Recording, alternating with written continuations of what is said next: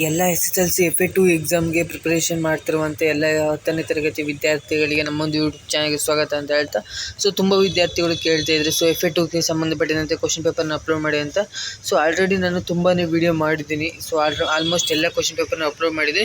So ಈ ಒಂದು ವಿಡಿಯೋದಲ್ಲಿ ಕನ್ನಡ ಎಕ್ಸಾಮ್ಗೆ ಸಂಬಂಧಪಟ್ಟಿದಂತೆ ಪ್ರಥಮ ಭಾಷೆ ಕನ್ನಡ FA2 ಎಕ್ಸಾಮ್ಗೆ ಸಂಬಂಧಪಟ್ಟಿದಂತೆ 10ನೇ ತರಗತಿ ವಿದ್ಯಾರ್ಥಿಗಳಿಗೆ FA2ಗೆ ವೆರಿ ಇಂಪಾರ್ಟೆಂಟ್ ಕ್ವಶನ್ ಪೇಪರ್ನ ಕೊಡ್ತಾ ಇದ್ದೀನಿ.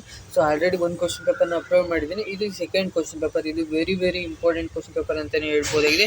ಸೊ ಯಾರೆಲ್ಲ ಕನ್ನಡ ಎಕ್ಸಾಮಲ್ಲಿ 20/20 ಮಾರ್ಕ್ಸ್ನ ತೆಗಿಲೇಬೇಕಂತ ಇದ್ದಾರೆ, ಸೊ ಈಸಿಯಾಗಿ ನೀವು 20/20 ಮಾರ್ಕ್ಸ್ನ ತೆಗಿಬೋದಾಗಿರುತ್ತೆ. ಸೊ ಇದೊಂದು ಕ್ವಶನ್ ಪೇಪರ್ನ ಕರೆಕ್ಟಾಗಿ ಓದ್ಕೊಂಡು ಹೋದ್ರು ತೆಗಿಬೋದಾಗಿರುತ್ತೆ. ಸೊ ಯಾರೆಲ್ಲ ಪಾಸ್ ಆದರೆ ಸಾಕಂತಿದ್ರೆ 100% ಇದರಲ್ಲಿರುವಂಥ ಅಷ್ಟು ಕ್ವಶನ್ಸ್ಗಳನ್ನು ಕಲ್ತ್ಕೊಂಡು ಹೋಗ್ತಿದ್ರು, ಸ್ವಲ್ಪ ಕ್ವಶನ್ಸ್ಗಳನ್ನ ಕಲ್ತ್ಕೊಂಡು ಹೋದ್ರು, ಸೊ ಈಸಿಯಾಗಿ ಪಾಸಿಂಗ್ ಮಾರ್ಕ್ಸ್ನ ತೆಗಿಬೋದು ಅಂತ ಹೇಳ್ತಾ ಸೊ ವಿಡಿಯೋನ ಶುರು ಮಾಡೋಣ. ಸೊ ಅದಕ್ಕಿಂತ ಮುಂಚೆ ನೀವೇನಾದರೂ ಫಸ್ಟ್ ಟೈಮ್ ನಮ್ಮೊಂದು ಯೂಟ್ಯೂಬ್ ಚಾನಲ್ಗೆ ವಿಸಿಟ್ ಮಾಡಿದರೆ ವಿಡಿಯೋಗೊಂದು ಲೈಕ್ ಕೊಡಿ, ಹಾಗೆ ಚಾನಲ್ನ ಸಬ್ಸ್ಕ್ರೈಬ್ ಮಾಡ್ಕೊಂಡಿಲ್ಲ ಮರೀರಿ ಚಾನಲ್ನ ಸಬ್ಸ್ಕ್ರೈಬ್ ಮಾಡಿಕೊಂಡು ಸೊ ವಿಡಿಯೋನ ಶುರು ಮಾಡೋಣ. ಸೊ ಈ ಒಂದು ಕ್ವಶನ್ ಪೇಪರ್ನ ವೆರಿ ಇಂಪಾರ್ಟೆಂಟ್ ಇದೆ. ಸೊ ಕರೆಕ್ಟಾಗಿ ನೋಡ್ಕೊಳ್ತಾ ಬನ್ನಿ. ಫಸ್ಟ್ನೇದು ಬಂದುಬಿಟ್ಟು ಸರಿಯಾದ ಉತ್ತರವನ್ನು ಆರಿಸಿ ಬರೀರಿ. ಅಂದರೆ MCQ ಕ್ವಶನ್ಸ್ ಇರುತ್ತೆ, 3 ಕ್ವಶನ್ಸ್ ಇರುತ್ತೆ, 4 ಆಪ್ಷನ್ ಕೊಡಿರ್ತಾರೆ. ಸೊ ಅದರಲ್ಲಿ ಯಾವ್ದು ಸರಿ ಅನ್ನೋದನ್ನು ನೀವು ಆಯ್ಕೆ ಮಾಡಿಬಿಟ್ಟು ಬರೀಬೇಕಾಗುತ್ತೆ. ಸೊ 3x1 3 ಮಾರ್ಕ್ಸಿಗೆ ಇರುತ್ತೆ, ಅಂದರೆ 3 ಕ್ವಶನ್ಸ್ ಇರುತ್ತೆ. ಫಸ್ಟ್ ನೋಟ್ ತಗೋಣ. ಒಬ್ಬರು ಹೇಳಿದ್ದ ಮಾತನ್ನೇ ಯಥಾವತ್ತಾಗಿ ಬರೆಯುವಾಗ ಈ ಚಿಹ್ನೆಯನ್ನು ಬಳಸಲಾಗುವುದು ಯಾವುದು ಅಂತ ಕೇಳಿದರೆ, ಸೊ ಇದಕ್ಕೆ ಬಂದುಬಿಟ್ಟು ಸಿ ಆಪ್ಷನ್ ಕರೆಕ್ಟ್ ಆಗುತ್ತೆ. ಸೊ ಉದಾಹರಣಾ ಚಿಹ್ನೆ ಅನ್ನೋದು ಕರೆಕ್ಟ್ ಆನ್ಸರು. ನೆಕ್ಸ್ಟ್ ಬಂದುಬಿಟ್ಟು ಓದಲಿ ಪದವು ಈ ಕ್ರಿಯಾ ರೂಪಕ್ಕೆ ಸೇರಿದೆ ಅಂತ ಕೇಳಿದರೆ, ಸೊ ಇದಕ್ಕೆ ಆಪ್ಷನ್ ಬಂದುಬಿಟ್ಟು ಎ ಆಪ್ಷನ್ ಕರೆಕ್ಟ್ ಆಗುತ್ತೆ. ಸೊ ವಿದ್ಯಾರ್ಥಕ ಅನ್ನೋದು ಕರೆಕ್ಟ್ ಆನ್ಸರ್ ಆಗಿರುತ್ತೆ. ಸೊ ಕರೆಕ್ಟಾಗಿ ನೋಡ್ಕೊಳ್ಳಿ. ಸೊ ಇದು ವೆರಿ ಇಂಪಾರ್ಟೆಂಟ್ ಇದೆ. ನೆಕ್ಸ್ಟ್ ಹೋಗೆ ದೂರು ಪದದಲ್ಲಿರುವ ಸಮಾಸ ಯಾವುದು ಅಂತ ಕೇಳಿದರೆ, ಸೊ ಇದಕ್ಕೆ ಸಿ ಆಪ್ಷನ್ ಕರೆಕ್ಟ್ ಆಗುತ್ತೆ. ಕ್ರಿಯಾ ಸಮಾಸ ಅನ್ನೋದು ಕರೆಕ್ಟ್ ಆನ್ಸರು. ಸೊ ಈ ಥರ ಬರೀಬೇಕಾಗುತ್ತೆ. ಸೊ MCQ ಇದು ಕರೆಕ್ಟಾಗಿ ನೋಡ್ಕೊಳ್ಳಿ. ಇದು ವೆರಿ ಇಂಪಾರ್ಟೆಂಟ್ ಇದೆ ಎಲ್ಲ MCQ ಕೂಡ. ನೆಕ್ಸ್ಟ್ ಬಂದುಬಿಟ್ಟು ಕೊಟ್ಟಿರುವ ಪ್ರಶ್ನೆಗಳಿಗೆ ಒಂದು ವಾಕ್ಯದಲ್ಲಿ ಉತ್ತರಿಸಿ, ಅಂದರೆ ಒಂದು ಸೆಂಟೆನ್ಸಲ್ಲಿ ಬರೆದ್ರೆ ಆಗೋಯಿತು. 3 ಕ್ವಶನ್ಸ್ ಕೊಟ್ಟಿರ್ತಾರೆ, ಒಂದು ಕ್ವಶನಿಗೆ 1 ಮಾರ್ಕ್ಸ್ ಇರುತ್ತೆ, 3 ಮಾರ್ಕ್ಸ್ ಬರುತ್ತೆ. ಕರೆಕ್ಟಾಗಿ ನೋಡ್ಕೊಳ್ಳಿ. ಫಸ್ಟ್ನೇದು ಬಂದುಬಿಟ್ಟು ಇಕ್ವಿಲಾಬ್ ಜಿಂದಾಬಾದ್ ಘೋಷಣೆಯನ್ನು ಯಾರು ಹುಟ್ಟಿ ಹಾಕಿದರು? ಭಗತ್ ಸಿಂಗ್ ಅನ್ನೋದು ಕರೆಕ್ಟ್ ಆನ್ಸರ್ ಆಗುತ್ತೆ. ಸೊ ಎಲ್ಲದಕ್ಕೂ ಆನ್ಸರ್ನ ವಿಡಿಯೋ ಎಂಡಿಂಗಲ್ಲಿ ಕೊಡ್ತೀನಿ, ನೀವೇನು ಟೆನ್ಷನ್ ಮಾಡ್ಕೊಳಕ್ಕೆ ಹೋಗ್ಬೇಡಿ. ಸೊ ವಿಡಿಯೋ ಎಂಡಿಂಗಲ್ಲಿ ಎಲ್ಲದಕ್ಕೂ ಆನ್ಸರ್ನ ಕೊಡ್ತಾ ಹೋಗ್ತೀನಿ. ನೆಕ್ಸ್ಟ್ ಕೃಷ್ಣನು ಕರ್ಣನಿಗೆ ಎಲ್ಲಿಯ ರಾಜನನ್ನಾಗಿ ಮಾಡುವೆನೆಂದು ತಿಳಿಸುತ್ತಾನೆ ಅಂತ ಕೇಳಿದರೆ, ಸೊ ಇದು ಕೂಡ ಇಂಪಾರ್ಟೆಂಟ್ ಇದೆ. ಸೊ ವಿಡಿಯೋ ಎಂಡಿಂಗಲ್ಲಿ ಎಲ್ಲದಕ್ಕೂ ಆನ್ಸರ್ನ ತಿಳಿಸ್ಕೊಡ್ತೀನಿ. ನೆಕ್ಸ್ಟ್ ಅಂದವಾದ ಬರವಣಿಗೆಯ ಬಗ್ಗೆ ಗಾಂಧೀಜಿ ಅವರ ಅಭಿಪ್ರಾಯವೇನು ಅಂತ ಕೇಳಿದರೆ, ಸೊ ಇದು ಕೂಡ ಇಂಪಾರ್ಟೆಂಟ್ ಇದೆ. ಸೊ ವಿಡಿಯೋ ಎಂಡಿಂಗಲ್ಲಿ ಎಲ್ಲದಕ್ಕೂ ಆನ್ಸರ್ನ ತಿಳಿಸ್ಕೊಡ್ತೀನಿ. ನೆಕ್ಸ್ಟ್ 2x2 ಅಂದರೆ 2 ಮಾರ್ಕ್ಸಿಂದ 2 ಕ್ವಶನ್ಸ್ನ ಅಟೆಂಡ್ ಮಾಡಬೇಕಾಗುತ್ತೆ, 4 ಮಾರ್ಕ್ಸ್ ಬರುತ್ತೆ. ಶಿವಾನುಭವ ಶಬ್ದಕೋಶ ಪುಸ್ತಕವನ್ನು ಓದಿದ ಲೇಖಕರಿಗಾದ ಅನುಭವವನ್ನು ತಿಳಿಸಿ ಅಂತ ಕೇಳಿದರೆ, ಸೊ ಇದು ಇಂಪಾರ್ಟೆಂಟ್ ಕ್ವಶನ್ ಇದೆ. ಸೊ ನೋಡ್ಕೊಳ್ಳಿ. ನೆಕ್ಸ್ಟ್ ತಮ್ಮ ಬಳಿಗೆ ಬಂದ ದುರ್ಯೋಧನಿಗೆ ಭೀಷ್ಮರು ನೀಡಿದ ಸಲಹೆಯ ಮಾತುಗಳು ಯಾವ್ಯಾವು ಅಂತ ಕೇಳಿದರೆ, ಸೊ ಇದು ಕೂಡ ಇಂಪಾರ್ಟೆಂಟ್ ಕ್ವಶನ್ ಅಂತಲೇ ಹೇಳ್ಬೋದು. ಸ್ಕಿಪ್ ಮಾಡೋಕ್ಕೆ ಹೋಗಬೇಡಿ. ಸೊ ಯಾವ ಕ್ವಶನ್ಸ್ನು ಇದು ಇಂಪಾರ್ಟೆಂಟ್ ಕ್ವಶನ್ ಪೇಪರ್ ಆಗಿರೋದ್ರಿಂದ ಯಾವ ಕ್ವಶನ್ಸ್ನು ಸ್ಕಿಪ್ ಮಾಡೋಕ್ಕೆ ಹೋಗಬೇಡಿ. ಇದಿಷ್ಟು ಕ್ವಶನ್ಸ್ನ ಓದ್ಕೊಂಡವ್ರೆ ಸೊ ಈಸಿಯಾಗಿ ನೀವು 20/20 ಮಾರ್ಕ್ಸ್ನ ತೆಗಿಬೋದಾಗಿತ್ತು. ಸೊ ಇದ್ರ ಬಿಟ್ಟು ಯಾರೆಲ್ಲ 20/20 ಮಾರ್ಕ್ಸ್ ತೆಗಿಲೇಬೇಕಂತಿದ್ರೆ ಸ್ವಲ್ಪ ಎಕ್ಸ್ಟ್ರಾ ಕ್ವಶನ್ಸ್ನ ಕೂಡ ಕಲ್ತ್ಕೊಂಡೋಗಿ 100% ಹೆಲ್ಪ್ ಆಗುತ್ತೆ. ನೆಕ್ಸ್ಟ್ ಬಂದುಬಿಟ್ಟು ನಾನು ಆಲ್ರೆಡಿ ಒಂದು ಕ್ವಶನ್ ಪೇಪರ್ನ ಅಪ್ಲೋಡ್ ಮಾಡಿದ್ದೀನಿ. ಆ ಕ್ವಶನ್ ಪೇಪರ್ ಮತ್ತು ಈ ಕ್ವಶನ್ ಪೇಪರ್ ಎರಡೂ ಕೂಡ ಕಲ್ತ್ಕೊಂಡೋದ್ರೆ ಸೊ ಈಸಿಯಾಗಿ ನೀವು ಸ್ಕೋರ್ ಮಾಡ್ಬೋದಾಗಿರುತ್ತೆ. ಸೊ ಆ ಕ್ವಶನ್ ಪೇಪರ್ ಲಿಂಕ್ ನಾನು ಕಮೆಂಟ್ ಸೆಕ್ಷನ್ ಅಥವಾ ಡಿಸ್ಕ್ರಿಪ್ಷನ್ ಹಾಕಿರ್ತೀನಿ. ಸೊ ಅದನ್ನು ಕೂಡ ನೋಡ್ಕೊಳ್ಳಿ. ಸೊ 100% ಹೆಲ್ಪ್ ಆಗುತ್ತೆ. ನೆಕ್ಸ್ಟ್ 1x2 ಅಂದರೆ 2 ಮಾರ್ಕ್ಸಿಗೆ ಬರೀಬೇಕಾಗುತ್ತೆ. 2 ಮಾರ್ಕ್ಸಿಗೆ ಒಂದು ಕ್ವಶನ್ ಇರುತ್ತೆ, ಅಂದರೆ ಕವಿ ಪರಿಚಯ ಬರೆಯೋದು, ಕವಿ ಹುಟ್ಟಿದ ಸ್ಥಳ, ಕೃತಿ, ಕಾಲ ಎಲ್ಲದನ್ನು ಬರೀಬೇಕಾಗುತ್ತೆ. ಸೊ ಫಸ್ಟ್ನೇ ಕ್ವಶನ್ ನೋಡಿದರೆ 9ನೇ ಕ್ವಶನ್ DS ಜಯಪ್ಪ ಗೌಡವರ ಬಗ್ಗೆ ಬರೀಬೇಕಾಗುತ್ತೆ. ಇವ್ರ ಬಗ್ಗೆ ಅವ್ರು ಹುಟ್ಟಿದ ಸ್ಥಳ, ಅವರು ಯಾವಾಗ ಜನಿಸಿದ್ರು, ಸೊ ಅವರು ಏನೇನು ಕೃತಿ ಬರೆದಿದ್ದಾರೆ, ಅವ್ರಿಗೆ ಏನೇನು ಪ್ರಶಸ್ತಿ ಸಿಕ್ಕಿದೆ ಎಲ್ಲದನ್ನು ಬರೀಬೇಕಾಗುತ್ತೆ. ಆವಾಗ ನಿಮಗೆ 2 ಮಾರ್ಕ್ಸ್ ಸಿಗುತ್ತೆ. ನೆಕ್ಸ್ಟ್ ಕೊಟ್ಟಿರುವ ಗಾದೆಗಳು ಯಾವುದಾದ್ರೂ 2 ಗಾದೆಯನ್ನು ಕೊಟ್ಟಿರ್ತಾರೆ.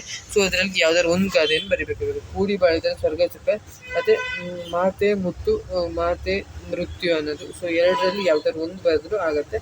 ಸೊ ಒಂದು ಬರೆದ್ರೆ ನಿಮಗೆ 2 ಮಾರ್ಕ್ಸ್ ಸಿಗುತ್ತೆ. ಜಾಸ್ತಿ ಲೈನ್ ಏನು ಬರೆಯೋದು ಬೇಡ, ಒಂದು ಅರ್ಧ ಪೇಜ್ ಬರೆದ್ರೆ ಸಾಕಾಗುತ್ತೆ. ಅರ್ಧನೂ ಬೇಡ, ಒಂದು 4 ಲೈನ್ ಬರೀರಿ ಸಾಕು ಇದಕ್ಕೆ. ಸೊ ಯಾಕಂದರೆ 2 ಮಾರ್ಕ್ಸಿಗೆ ಕೇಳಿರೋದು. ನೆಕ್ಸ್ಟ್ ಕೊಟ್ಟಿರುವ ಪ್ರತಿ ಹೇಳಿಕೆಯನ್ನು ಸಂದರ್ಭದೊಡನೆ ವಿವರಿಸಿ, ಅಂದರೆ ಸಂದರ್ಭ ಸಹಿತ ಸ್ವಾರಸ್ಯ ಬರಬೇಕಾಗುತ್ತೆ. 2 ಮಾರ್ಕ್ಸಿಗಿರುತ್ತೆ. ನಡೆಯಿಂದ ನುಡಿ ಹುಟ್ಟಿದರೆ ಅದು ಅರಿವು ಅಂತ ಈ ಕ್ವಶನ್ಗೆ ನೀವು ಬರೀಬೇಕಾಗುತ್ತೆ. ಆಯ್ಕೆ ಬರೀಬೇಕು, ಸಂದರ್ಭ ಬರೀಬೇಕು, ಸ್ವಾರಸ್ಯ ಬರಬೇಕು. ಸೊ ಹಾಫ್ ಮಾರ್ಕ್ಸ್ ಇರುತ್ತೆ. ಸೊ ಸಂದರ್ಭಕ್ಕೆ 1 ಮಾರ್ಕ್ಸ್ ಇರುತ್ತೆ, ಆಯ್ಕೆಗೆ ಹಾಫ್ ಮಾರ್ಕ್ಸು. ಸೊ ಮತ್ತು ಸ್ವಾರಸ್ಯಕ್ಕೆ ಹಾಫ್ ಮಾರ್ಕ್ಸು, ಸಂದರ್ಭಕ್ಕೆ 1 ಮಾರ್ಕ್ಸ್ ಇರುತ್ತೆ. ಸೊ ವೆರಿ ಇಂಪಾರ್ಟೆಂಟ್ ಇದೆ. ಸಂದರ್ಭ ಸಹಿತ ಸ್ವಾರಸ್ಯ ವಿವರಿಸಿ ನೋಡ್ಕೊಂಡಿರಿ. ನೆಕ್ಸ್ಟ್ ಪದ್ಯ ಭಾಗವನ್ನು ಪೂರ್ಣಗೊಳಿಸಿ, ಕೊಟ್ಟಿರುವ ಪದ್ಯ ಭಾಗವನ್ನು ಪೂರ್ಣಗೊಳಿಸಿ. ಇದು FA2 ಎಕ್ಸಾಮಿಗೆ ಮಾತ್ರ 2 ಮಾರ್ಕ್ಸಿಗೆ ಕೇಳೋದು. ನಿಮ್ಮ ಆ್ಯನ್ಯುವಲ್ ಎಕ್ಸಾಮಿಗೆ ಇದು 4 ಮಾರ್ಕ್ಸಿಗೆ ಕೇಳ್ತಾರೆ. ಸೊ ಇದು ವೆರಿ ಇಂಪಾರ್ಟೆಂಟ್ ಇದೆ. ಕೊರಳ ಸೆರೆ ಹಿಗ್ಗಿದವು ಅದು ಅಥವಾ ಕೇಳಿದರೆ, ಅಥವಾ ನೀವು ಇದು ಬರಿಬೋದು, ಮಾರಿಗೆ ಔತಣವಾಯಿತು ನಾಳಿನ ಅಂತ ಯಾವ್ದಾದ್ರು ಬರಿಬೋದು. ಸೊ ಯಾವ್ದಾದ್ರು ಒಂದು ಪೊಯನ್ನು ಬರೆದ್ರೆ ನಿಮಗೆ 2 ಮಾರ್ಕ್ಸ್ ಸಿಗುತ್ತೆ. ಇಂಪಾರ್ಟೆಂಟ್ ಕ್ವಶನ್ ಇದೆ. ಸೊ ಎರಡನ್ನೂ ನೋಡ್ಕೊಳ್ಳಿ ಬಿಡ್ತೈತಿ. ನೆಕ್ಸ್ಟ್ ಕೊಟ್ಟಿರುವ ಪದ್ಯದ ಸಾರಾಂಶವನ್ನು ನಿಮ್ಮ ಮಾತುಗಳಲ್ಲಿ ಬರೀರಿ ಅಂತ ಕೇಳಿದರೆ, ಸೊ ಒಂದು ಪದ್ಯನ ಕೊಟ್ಟಿರ್ತಾರೆ. ಸೊ ಇದರ ಅರ್ಥನ ನೀವು ಬರೀಬೇಕಾಗುತ್ತೆ, ಸಾರಾಂಶ ಬರೀಬೇಕಾಗುತ್ತೆ. ಸೊ ಆವಾಗ ನಿಮಗೆ ಇದರಿಂದ 2 ಮಾರ್ಕ್ಸ್ ಸಿಗುತ್ತೆ. ಸೊ ಈಸಿಯಾಗಿ 2 ಮಾರ್ಕ್ಸ್ನ ಸ್ಕೋರ್ ಮಾಡ್ಬೋದಾಗುತ್ತೆ. ಸೊ ಇದು ಇಂಪಾರ್ಟೆಂಟ್ ಕ್ವಶನ್ ಇದೆ. 4 ಲೈನ್ ಇದೆ. ಸೊ 4 ಲೈನನ್ನು ಒಂದ್ಸತಿ ಓದಿ, ಸೊ ನಿಮ್ಗೆ ಏನು ಅರ್ಥ ಆಗುತ್ತೋ ಸೊ ಅದನ್ನು ಬರೆದ್ಬಿಡಿ. ಸೊ ಆವಾಗ ಈಸಿಯಾಗಿ ನಿಮಗೆ ಮಾರ್ಕ್ಸ್ ಬರುತ್ತೆ. ನೀವು ತುಂಬ ಅಂದರೆ ಬಾಯಿಟ್ಟು ಹೊಡ್ಕೊಂಡು ಬರೆದ್ರೆ ನಿಮಗೆ ಕನ್ನಡದಲ್ಲಿ ಯಾವುದೇ ಕಾರಣಕ್ಕೂ ಸ್ಕೋರ್ ಮಾಡೋಕ್ಕಾಗಲ್ಲ. ನಿಮ್ಗೆ ಏನು ಮನಸ್ಸಿಗೆ ಬರುತ್ತೋ, ಸೊ ನಿಮ್ಗೆ ಏನು ಸ್ಟೋರಿ ನೆನಪಿರುತ್ತೋ, ಏನು ಕತೆ ನೆನಪಿರುತ್ತೋ, ಸೊ ಅದನ್ನು ಬರೀರಿ. 100% ಮಾರ್ಕ್ಸ್ ತೆಗಿಬೋದಾಗಿರುತ್ತೆ. ನೆಕ್ಸ್ಟ್ ಎಲ್ಲದಕ್ಕೂ ಆನ್ಸರ್ನ ತಗೋಣ. ಉತ್ತರ ನೋಡೋದಾದರೆ, ಸೊ ಫಸ್ಟ್ನೇದಕ್ಕೆ ಉದಾಹರಣ, ಸೊ ಆಗಲೇ ಹೇಳಿದ್ನಲ್ಲ. ನೆಕ್ಸ್ಟ್ ವಿದ್ಯಾರ್ಥಕ, ನೆಕ್ಸ್ಟ್ ಕ್ರಿಯಾ ಸಮಾಸ ಆಗಲೇ ಹೇಳಿದ್ನಲ್ಲ. ಸೊ ಅದೇ ಥರ ನೆಕ್ಸ್ಟ್ ನೋಡೋದಾದರೆ, ಸೊ ಒಂದು ವಾಕ್ಯದಲ್ಲಿ ಉತ್ತರಿಸಿ ಅನ್ನೋದಿತ್ತಲ್ಲ, 1 ಮಾರ್ಕ್ಸಿಂದ 3 ಕ್ವಶನ್ಸ್ನ ಅಟೆಂಡ್ ಮಾಡಬೇಕಾಗುತ್ತೆ. ಸೊ ಫಸ್ಟ್ನೇ ಕ್ವಶನ್ಗೆ ಆನ್ಸರ್ ಭಗತ್ ಸಿಂಗ್ ಅನ್ನೋದು ಕರೆಕ್ಟ್ ಆನ್ಸರ್ ಆಗುತ್ತೆ. ಸೊ ಎರಡನೇ ಕ್ವಶನ್ಗೆ ಆನ್ಸರ್ ಬಂದುಬಿಟ್ಟು ಹಸ್ತಿನಾಪುರವನ್ನು ರಾಜನನ್ನಾಗಿ ಮಾಡುವನೆಂದು ತಿಳಿಸುತ್ತಾನೆ ಅನ್ನೋದು ಕರೆಕ್ಟ್ ಆನ್ಸರ್ ಆಗುತ್ತೆ. ಸೊ ನೋಡ್ಕೊಳ್ಳಿ.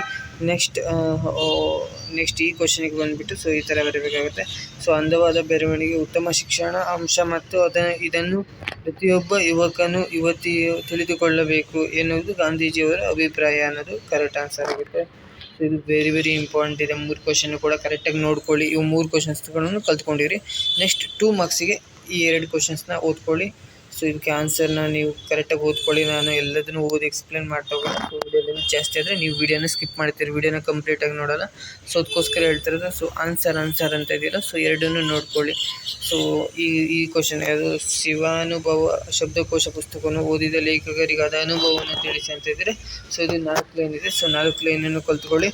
ಇನ್ನು ತಮ್ಮ ಬಳಿ ಬಂದ ದುರ್ಯೋಧನಿಗೆ ಭೀಷ್ಮರು ನೀಡಿದ ಸಲಹೆ ಮಾತುಗಳು ಯಾವ್ಯಾವ ಅಂತ ಕೇಳಿದ್ರೆ, ಸೊ ಅದಕ್ಕೂ ಕೂಡ 5 ಲೈನ್ ಇದೆ. ಸೊ 4 ಲೈನ್ ಇದೆ.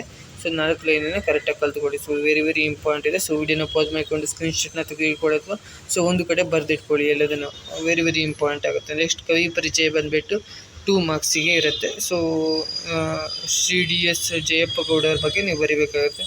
ಸೊ ಅವರು ಎಲ್ಲಿ ಹುಟ್ಟಿದ್ರು, ಯಾವಾಗ ಹುಟ್ಟಿದ್ದು, ಚಿಕ್ಕಮಗಳೂರು ಜಿಲ್ಲೆ ಮೂಡಿಗೆರೆ ತಾಲೂಕಿನಲ್ಲಿ ದಾರದಹಳ್ಳಿಯಲ್ಲಿ ಜನಿಸ್ತಾರೋ, ಹಾಗೆ ಅವರಿಗೆ ಏನೇನು ಪ್ರಶಸ್ತಿ ಬಂದಿದೆ, ಸೊ ಎಲ್ಲದನ್ನು ಕೂಡ ಬ್ರೀಫಾಗಿ ಎಕ್ಸ್ಪ್ಲೈನ್ ಮಾಡಿ, ಅಂದರೆ ಒಂದು ಅರ್ಧ ಪೇಜ್ ಬರೀರಿ. ಸೊ ಆವಾಗ ನಿಮಗೆ ಈಸಿಯಾಗಿ ಎಷ್ಟು ಮಾರ್ಕ್ಸ್ ಸಿಗುತ್ತೆ, 2 ಮಾರ್ಕ್ಸ್ ಸಿಗುತ್ತೆ. ನೆಕ್ಸ್ಟ್ ಬಂದುಬಿಟ್ಟು ಗಾದೆ ವಿಸ್ತರಣೆ. ಸೊ ಇದು ನೀವೇ ಓನಾಗಿ ಬರೀಬೇಕಾಗುತ್ತೆ ಗಾದೆ ಬಗ್ಗೆ. ಸೊ ಏನೇನು ಬರೀಬೇಕು, ಕೊಟ್ಟಿರುವ ಯಾವುದಾದ್ರೂ ಒಂದು ಗಾದೆ ಅರ್ಥ, ಹಿನ್ನೆಲೆ, ಗಾದೆ ಅರ್ಥ ಬರೀಬೇಕಾಗುತ್ತೆ, ಹಿನ್ನೆಲೆ ಬರೀಬೇಕಾಗುತ್ತೆ, ಜೀವನಕ್ಕೆ ಅದು ಹೇಗೆ ಜೀವನಕ್ಕೆ ಹೇಗೆ ಅದು ಮೌಲ್ಯವಾಗಿದೆ ಅನ್ನೋದನ್ನು ಬರೀಬೇಕಾಗುತ್ತೆ. ಹಾಗೆ ಬರೆದ್ರೆ ನಿಮಗೆ 100% 2 ಮಾರ್ಕ್ಸ್ ಸಿಗುತ್ತೆ. ಸೊ ವೆರಿ ಇಂಪಾರ್ಟೆಂಟ್ ಅಂದರೆ ಪೀಠಿಕೆ ಬರೀಬೇಕು, ವಿವರಣೆ ಬರೀಬೇಕು, ಉಪಸಂಹಾರ ಬರೀಬೇಕು. ಆವಾಗ ನಿಮಗೆ 2 ಮಾರ್ಕ್ಸ್ ಸಿಗುತ್ತೆ. ನೆಕ್ಸ್ಟ್ ಬಂದುಬಿಟ್ಟು ಸಂದರ್ಭ ಸಹಿತ ಸ್ವಾರಸ್ಯ ನೋಡಬೇಕಾಗುತ್ತೆ. ಸೊ ಆಯ್ಕೆ ಬರೀಬೇಕು, ಸಂದರ್ಭ, ಸ್ವಾರಸ್ಯ 3 ನೋಡ್ಕೊಳ್ಳಿ. ಸೊ ವಿಡಿಯೋನ ಪಾಸ್ ಮಾಡಿಕೊಂಡು ಸ್ಕ್ರೀನ್ಶಾಟ್ನ ತೆಗೆದುಕೊಳ್ಳಿ. ಸೊ ವೆರಿ ಇಂಪಾರ್ಟೆಂಟ್ ಇದೆ. ನಡೆಯಿಂದ ನುಡಿ ಹುಟ್ಟಿದರೆ ಅದು ಅರಿವು ಅನ್ನೋದು. ಸೊ ಇಷ್ಟನ್ನು ಬರೀಬೇಕಾಗುತ್ತೆ. ನೆಕ್ಸ್ಟ್ ಪದ್ಯ ಭಾಗವನ್ನು ಪೂರ್ಣಗೊಳಿಸಿ ಅಂತ ಇತ್ತಲ್ಲ, ಸೊ ಅದು 2 ಪದ್ಯ ಭಾಗವನ್ನು ಇಲ್ಲಿ ಪೂರ್ಣಗೊಳಿಸಿದ್ದಾರೆ ನೋಡ್ಬೋದಾಗಿರುತ್ತೆ. ಸೊ ಈ ಥರ ಬರೀಬೇಕಾಗುತ್ತೆ ಪದ್ಯ ಭಾಗವನ್ನು. ಸೊ ಈ ಪದ್ಯ ಭಾಗ ನೀವು ಕಲ್ತ್ಕೊಂಡಿರಿ. ಸೊ ಈಗಲೂ ನಿಮ್ಗೆ ಹೆಲ್ಪ್ ಆಗುತ್ತೆ. ಸೊ ನಿಮ್ಮ ಆ್ಯನ್ಯುವಲ್ ಎಕ್ಸಾಮಿಗೂ ಹೆಲ್ಪ್ ಆಗುತ್ತೆ. FA2 ಎಕ್ಸಾಮಿಗೆ ಅಂತ 100% ಹೆಲ್ಪ್ ಆಗುತ್ತೆ. ನಿಮ್ಮ ಆ್ಯನ್ಯುವಲ್ ಎಕ್ಸಾಮಿಗೂ ಹೆಲ್ಪ್ ಆಗುತ್ತೆ. ಸೊ ಈಗಲೇ ಕಲ್ತ್ಕೊಂಡ್ರೆ ನಿಮ್ಗೆ ಹೆಲ್ಪ್ ಆಗುತ್ತೆ. FA2 ಎಕ್ಸಾಮಿಗೆ ಹೆಲ್ಪ್ ಆಗುತ್ತೆ, ಆ್ಯನ್ಯುವಲ್ ಎಕ್ಸಾಮಿಗೆ ಹೆಲ್ಪ್ ಆಗುತ್ತೆ. ಸೊ ಕಲ್ತ್ಕೊಂಡಿರಿ 2. ನೆಕ್ಸ್ಟ್ ಬಂದುಬಿಟ್ಟು ಪದ್ಯದ ಸಾರಾಂಶ ಬರೀರಿ. ಸೊ ಈ ಪದ್ಯದ ಸಾರಾಂಶ ಬರೀಬೇಕು. ಸೊ ಇದಕ್ಕೆ ನಿಮ್ಗೆ ಎಷ್ಟು ಮಾರ್ಕ್ಸ್ ಇರುತ್ತೆ, 2 ಮಾರ್ಕ್ಸ್ ಇರುತ್ತೆ. ಅಂದರೆ ಅರ್ಧ ಪೇಜ್ ಬರೀಬೇಕಾಗುತ್ತೆ. 2 ಮಾರ್ಕ್ಸಿಗೆ ಅರ್ಧ ಪೇಜ್ ಅಥವಾ ಒಂದು 7 ಲೈನ್ ಅಥವಾ 5 ಲೈನ್ ಬರೆದ್ರೆ ಸಾಕಾಗುತ್ತೆ. ಸೊ ಇಷ್ಟನ್ನೇ ಬರೀಬೇಕಾಗುತ್ತೆ. ಸೊ ವೆರಿ ಇಂಪಾರ್ಟೆಂಟ್ ಇದೆ. ಸೊ ಒಂದ್ಸತಿ ಓದ್ಕೊಳ್ಳಿ. ಸೊ ಇದಿಷ್ಟು ಬರೀಕಾಗಿಲ್ಲ ಅಂದರೆ ಒಂದು 4 ಲೈನ್ ಬರ್ದಿಡಿ. ಸೊ ಆವಾಗ ನಿಮ್ಗೆ 2 ಮಾರ್ಕ್ಸ್ ಸಿಗುತ್ತೆ. ಸೊ ಇದಿಷ್ಟನ್ನು ಓದ್ಕೊಳ್ಳಿ. ಸೊ ವೆರಿ ಇಂಪಾರ್ಟೆಂಟ್ ಇದೆ ಅಂತ ಹೇಳ್ತಾ, ಸೊ ಐ ಹೋಪ್ ಈ ಒಂದು ವಿಡಿಯೋ ಹೆಲ್ಪ್ ಆಗಿದೆ ಅಂತ ಅಂದ್ಕೊಂಡಿದ್ದೀನಿ. FA2 ಎಕ್ಸಾಮ್ಗೆ ಸಂಬಂಧಪಟ್ಟಿದಂತೆ ಕನ್ನಡ ಕ್ವಶನ್ ಪೇಪರ್ ಹೆಲ್ಪ್ ಆಗಿದೆ ಅಂತ ಅಂದ್ಕೊಂಡಿದ್ದೀನಿ. ತುಂಬ ಕ್ವಶನ್ ಪೇಪರ್ನ ಅಪ್ಲೋಡ್ ಮಾಡಿದ್ದೀನಿ ಆಲ್ರೆಡಿ. ಸೊ ಎಲ್ಲದನ್ನು ನೋಡ್ಕೊಳ್ಳಿ ಅಂತ ಹೇಳ್ತಾ, ನೆಕ್ಸ್ಟ್ ವೀಡಿಯೋದಲ್ಲಿ ಹಿಂಗೆ ಎಲ್ಲ ಕ್ವಶನ್ ಪೇಪರ್ನ ಅಪ್ಲೋಡ್ ಮಾಡ್ತಿರ್ತೀನಿ ಅಂತ ಹೇಳ್ತಾ, ಸೊ ವಿಡಿಯೋನ ಏನು ಮಾಡ್ತಿದ್ದೀನಿ, ಈ ಒಂದು ವಿಡಿಯೋನ ಆದಷ್ಟು ನಿಮ್ಮ ಫ್ರೆಂಡ್ಸ್ಗಾಗಿರ್ಬೋದು ಸೊ ಎಲ್ಲರಿಗೂ ಶೇರ್ ಮಾಡಿ ಅಂತ ಹೇಳ್ತಾ, ಸೊ ವಿಡಿಯೋನ ಏನು ಮಾಡ್ತಿದ್ದೀನಿ, ನೆಕ್ಸ್ಟ್ ವಿಡಿಯೋ ಸಿಗ್ತೀನಿ. So thank you for watching.